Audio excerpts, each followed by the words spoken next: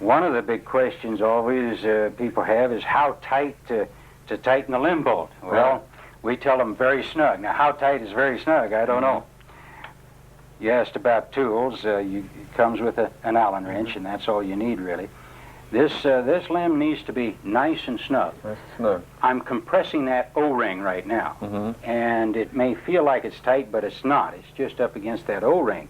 Now, after you use the bow a while, that O-ring flattens out, and you don't feel that squishiness there that you feel right now. But you need to tighten that down nice and snug. If you don't, that top limb can torque a little bit. I'll take the warning label off because we're gonna go into the stringing and unstringing. Well, would you suggest a man, like after a few years using this bow, replacing the O-rings? I mean, so he does get that compression again. You could. Sometimes they break and come off. If you'll give me a call, why, I'll stick a few in the envelope and send them to you. It won't cost you anything. Right. We do that. One of the things that you want to be careful about is taking the bow apart, because when you take that limb off, if you should inadvertently get this end off first, you could rip out that hole. I've seen a couple of bows where that's happened to. So you want to make sure you take it out straight out when you do that. Ken, is the limb set for each side of the handle? Is it possible to get it on the wrong side? Not the way we design them, because the upper limb is cut out for the sight window, you see, and the lower limb is different. So there's definitely an upper limb and a lower limb. You can't get them on wrong. And from a manufacturing standpoint, the disadvantage of that is we have to build left-handed limbs as well as a left-handed handle. It takes a different limb also to build a left-handed handle.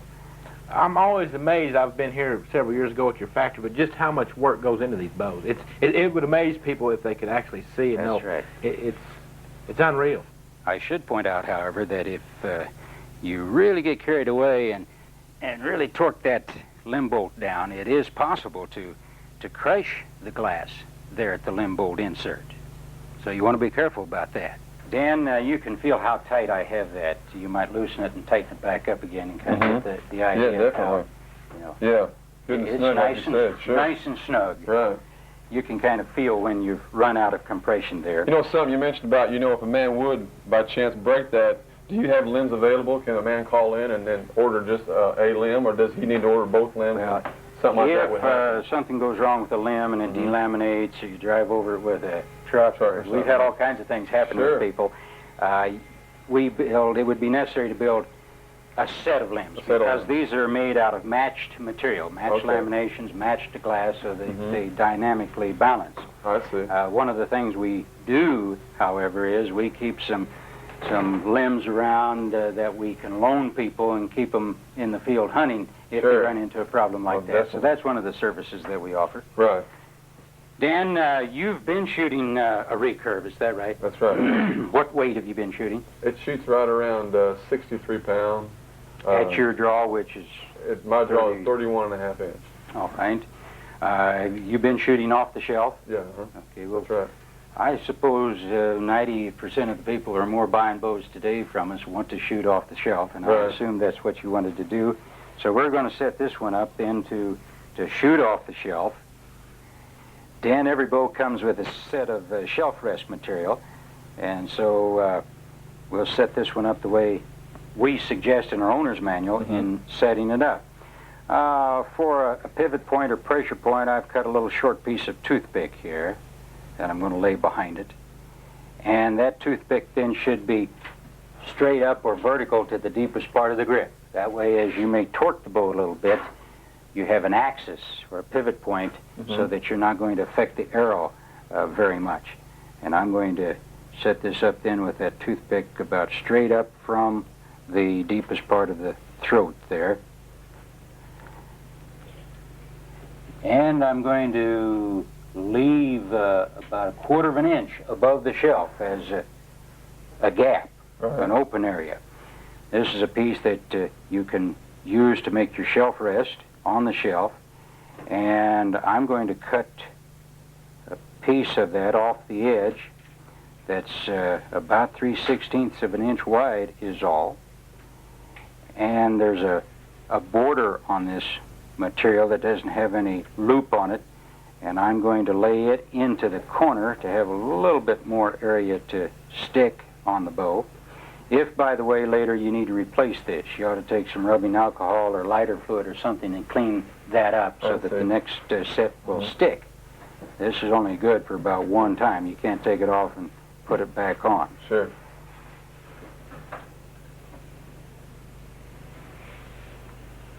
Now, I've set that up for just a little spot there for that arrow to set in there. And there's an open trough, you see, in the corner. Yeah, okay. And that's going to provide a cradle for that arrow as you draw it. It's also going to have a little bit less feather wear. It'll have more room for that one hen feather to go through. Right. Now, I shoot off the shelf, but now, do you have the capabilities here to be able to, like if a man needs a plunger button or something and he shoots off a rest, to be able to do that as well? Yeah, we can drill and put in whatever accessory inserts that they want. In yours, we have the two for a sight or a quickie quiver. A lot of quivers mount to the sight inserts. Right. Our quiver utilizes these two inserts here. I see. And we can put a stabilizer insert in there for a tracker or a cushion plunger in there if they like. And that's available on all models of boats, just not the takedown. Correct. Right. Correct. Now we need to get your string ready. I knew you were coming, so I went ahead and got part of this done yesterday. And we provide a set of silencers with every bow. And we call them spider legs. Some people call them cat whiskers. Right. And what I've done on yours, Dan, is something I've found recently that I think makes a bow even quieter and yet doesn't add any more weight to the string to slow it down anymore. Cat whisker is going to slow the bow down, slow the arrow down about 2-3 foot per second. And we furnish them cut this length. What I've done with these, I've taken and cut those in two, made them half as long, and I'm going to put 4 sets or 2 sets, or 4 of them altogether, of the short ones rather than 2 of the longer ones. And I found that by spacing them about 8 inches and I think 10 inches and 18 inches from the loop out here, rather than about 15 inches with one set, I find it does an even better job of doing that. Okay. Now, one way is to set this up on the bow, and then it's a 2-person job, really. You need somebody to help you do this, and we'll have Ron give us some help here. Okay.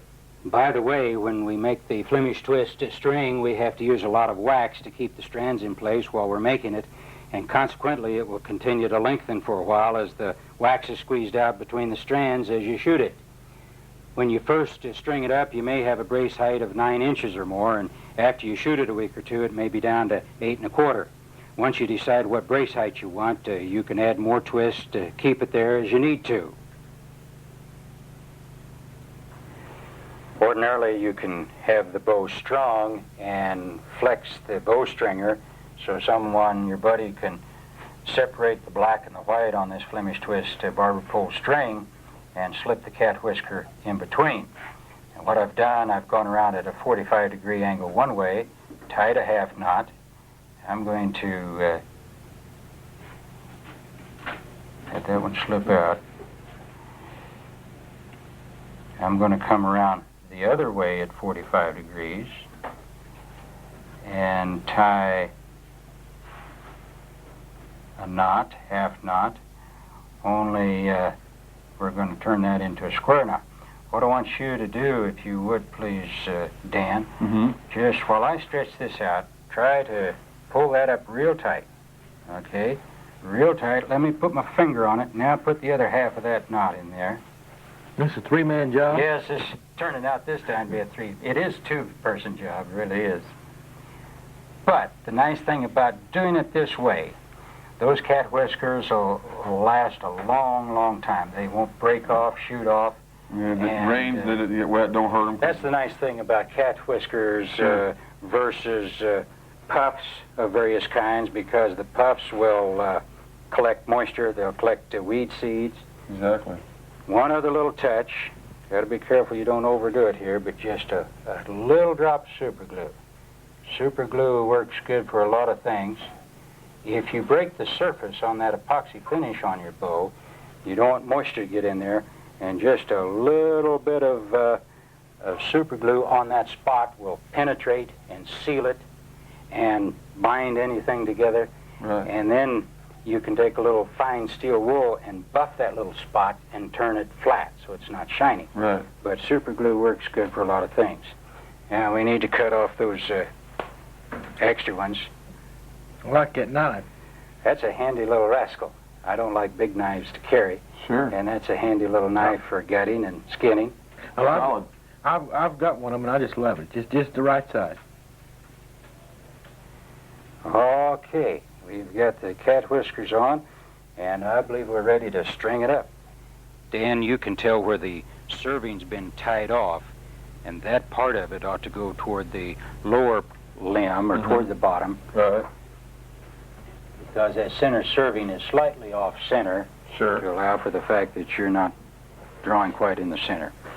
Also, then we provide a tip protector that goes on the bottom limb, so that if you set the bow on the ground, you're not going to wear all the finish off of it and allow a place for moisture to get into it. And let's go ahead and mount the quiver.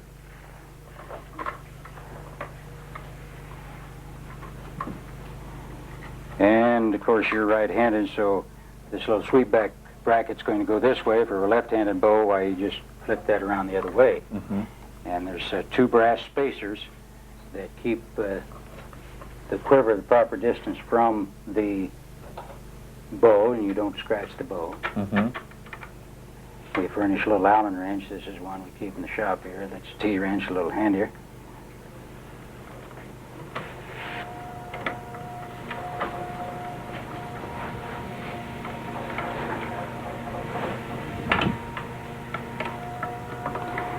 The one disadvantage to a black widow quiver, some people like to go to a tree stand and take your quiver off. Right. And this is not a good quiver to do that. But you also got it set up for a quicker quiver, so if a man needed to use a quick quiver in that situation, he'd be able to. Right. Okay, I've got those tight. Now I ought to tighten this one too, since we have it adjusted. You'll notice that our quiver also has a polar fleece lining Mm-hmm. in the inside of the cup, so that Right. you don't rattle your broadheads putting them in Right. and taking them out.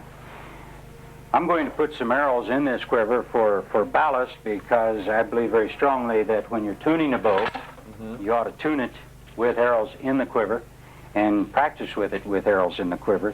These are some arrows that don't have any field points on them, but at least they'll provide some ballast and some weight. We're ready to string up your bow, and I'll give you a few suggestions here for the benefit of our audience, and then I'll have you string it up. But we do furnish a bow stringer with every bow. We think that's the right way to do it. It's dangerous not only for the bow, but for the bow hunter to use the push-pull method. Right. And put out an eye. Mm-hmm. The step-through method is a good way to twist a limb. Even using a bow stringer, if you do it improperly, Right. you can do damage to the bow. Our bow stringers are made with a long boot that will go on that lower limb over the tip protector and do a good job of staying in place. And a small boot then for our top limb tip. I get the bow stringer on. I like to take the string and hold it up here so it's out of my way. And one of the real keys is to make sure we get the cord of the bow stringer in the center of the limb and not let it slip off the side. Mm-hmm. That's the dangerous part. Right. We also suggest using 2 feet on the bow stringer, shoulder width apart. That way you get a more vertical angle on the cord, and it's easier to slip the loop into the nock of the bow. Okay, I've got both feet shoulder width apart. I'm going to check and make sure that the cord's in the center. What happens with people, they get all set up. Right. Now they don't pay any attention to the lower limb anymore. They're looking at the upper limb. And this may slip around and the cord comes off the side. They hoist that thing up, and when they do, that Flips. rascal turns over, twists the limb, even possibly delaminate it. Mm-hmm. So you want to be real sure that you have everything centered before you start hoisting it up. These bow stringers, by the way, can be adjusted in length so that it's comfortable to you and about the right length for the bow itself. Everything will look right? Look centered? Okay, I'm ready to go. And with my thumb and first finger, I can make sure that I have that loop in the knock groove. And then I usually just pop it a couple times so that if it's halfway in, halfway out, I'm either going to pop it in or pop it out, and I know while I have control of it. Right. And after you use a bowstring a while, the leather sometimes will stretch, and it's necessary to put a little stuffing in there so it doesn't go too far down on the tip. When a man's like stringing that up, if that was to come out of there as you let up, like as you're popping it, do you suggest him just letting it all off and starting all over again? Well, if there's any doubt, you know, get it unstrung and let it down. Right.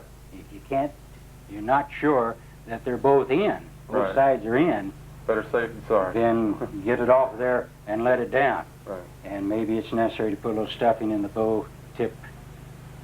bowstringer tip here. Also, you can help yourself with that angle by moving this foot out to a little more vertical. Keep this cord vertical because you can better then get the string in and out. I see. Now, how important is it to go through the same steps when you're taking the string off the bow as well, unstringing the bow? It's as important. There's probably less risk in unstringing it than stringing it. But you suggest the man use the stringer every time. Use the stringer. Yes. Definitely. Use the stringer, and again, feet apart, same way. You do it, if you would. Okay. Ron? Ron, you want to do it? Go ahead, Danny. Go ahead, Danny. All right. Okay. Got the cord centered. Got the cord centered there. It wants to slip up, come up on the side. You got her centered now. Looking good. Looking good. You're in control. Okay. Fingers on top there. Okay, let her down. Whoops, didn't quite make it there. Now pop it a couple times. Make sure it's in there. She's popping out. Okay, if you're in doubt, she popped in, didn't it? All right. I think one of the ways you could have helped yourself a little bit more would have been to have brought your right foot over a little further and make this more vertical. Okay. And it's easier then to get this in and out. Okay. And that's one of my bow stringers around here that we use to string up a lot of bows with and some heavy bows.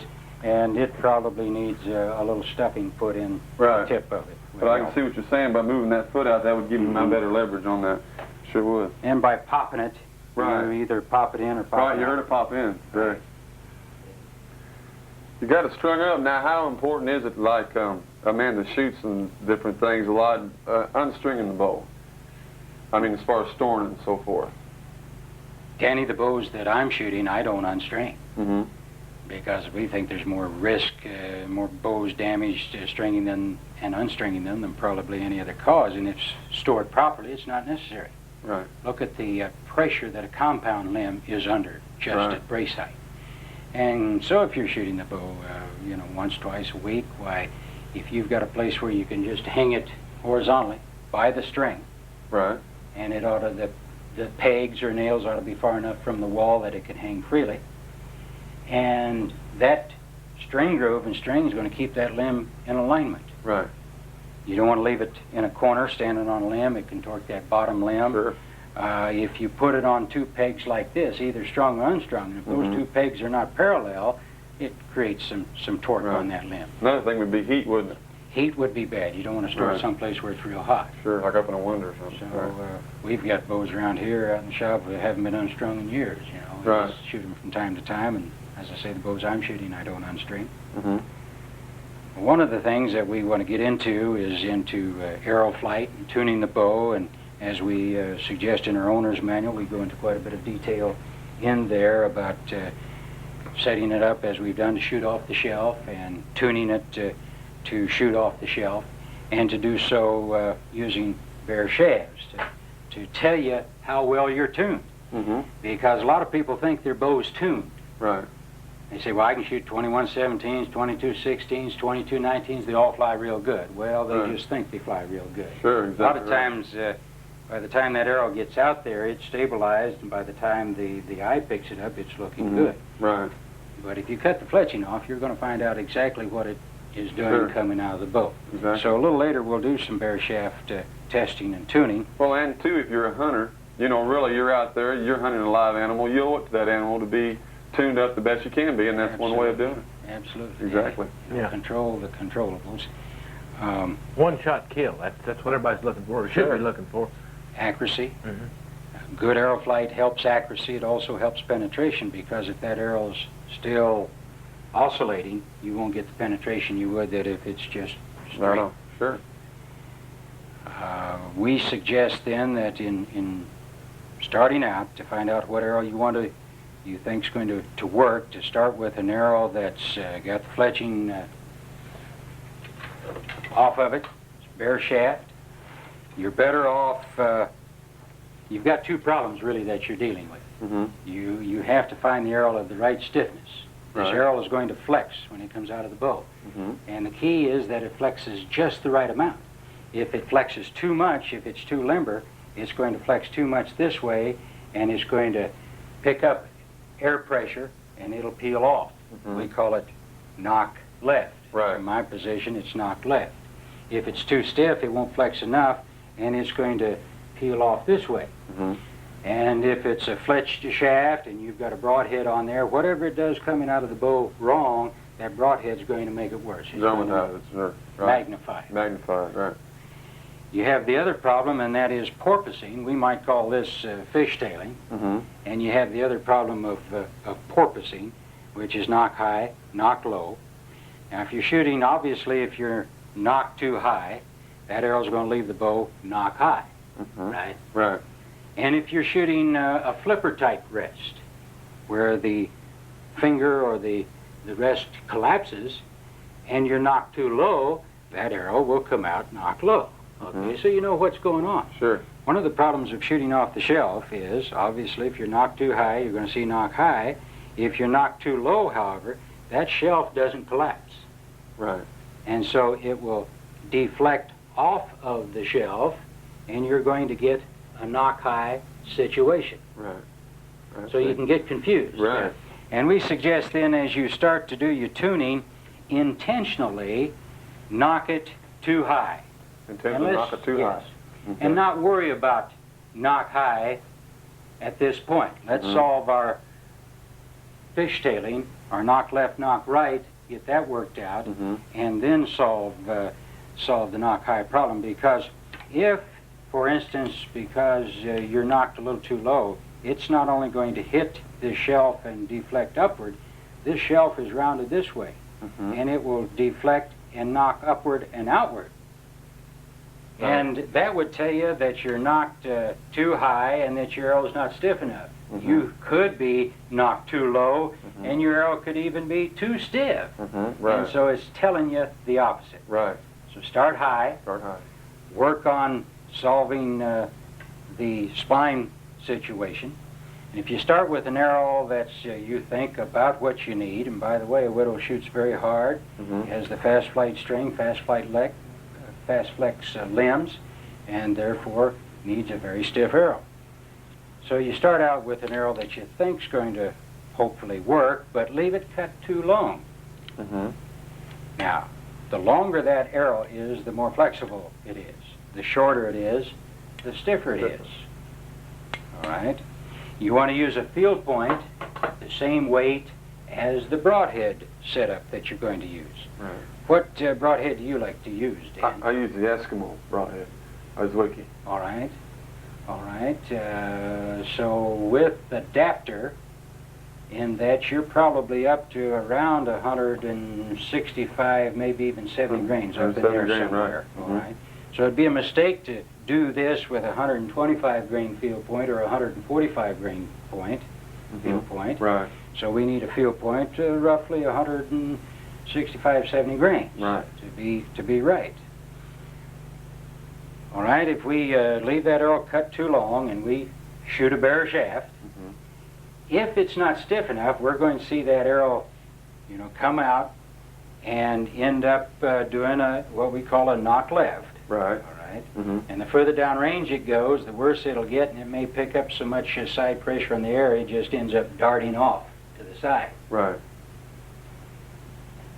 And on the other hand, if it's too stiff, it's going to do the opposite. Do the opposite.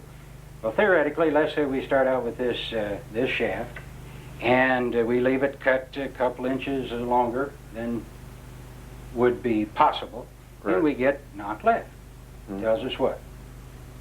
That we automatically need to use a heavier spined arrow. All right, and we can make that arrow stiffer, heavier spine, by shortening it down. Right.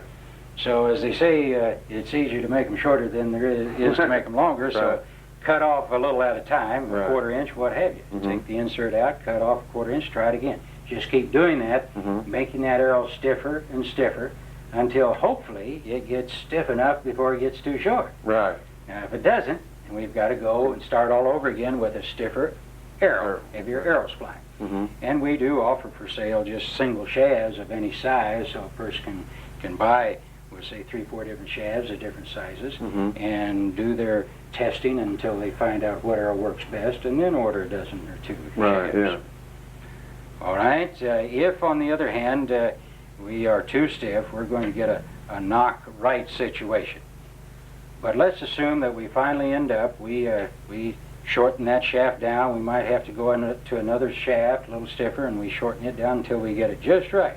And at 18, 20 yards, this arrow is going to fly all the way to the target, reasonably straight. It's not going to fly as good as it would with fletching on, but reasonably straight. And on the other hand, it's going to show any little discrepancy. You won't get the same arrow flight shot after shot unless you can release exactly the same shot after shot. But if you shoot several shafts and it's looking pretty good out to 18, 20 yards, then we're in good shape. We may be getting knock high, because remember we said we started out knock too high. Right. So we may be getting quite a bit of knock high, but we're not getting knock high left or knock high right.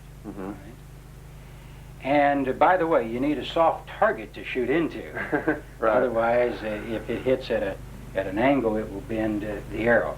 So a nice soft target is very important to be shooting this bare shaft into. And if you're badly out of tune, you may not even hit the target if it's a very small target. So make sure it's a pretty large target. All right, we assume we've solved the left and the right, the fishtailing. We're in pretty good shape there.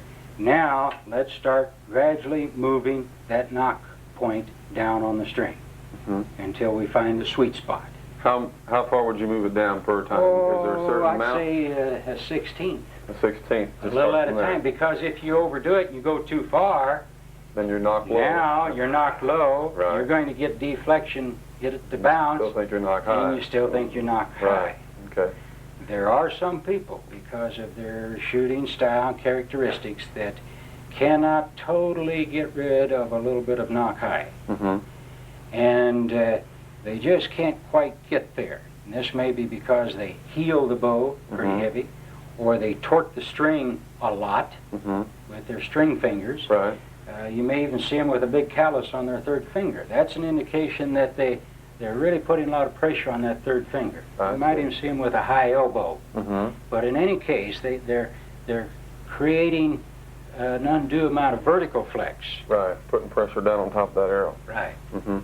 This arrow, you not only have the paradox situation, but an arrow also flexes vertically. And if they cause that arrow to flex an excessive amount vertically, when it passes over the shelf, it's going to be in a knock low situation and cause it to bump and deflect a little bit.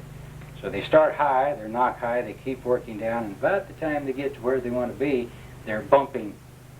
Now, a little bit of knock high on a bare shaft can easily be controlled with fletching on it. So let's assume we've moved down, we found that sweet spot, and we're getting that arrow to fly reasonably good at 20 yards or so. We're out of balance. the head's heavier, so it's not unusual to see it just gradually go into a little bit of an arc or knock high situation. Right. But that's versus coming out of the bow, you Right. know, and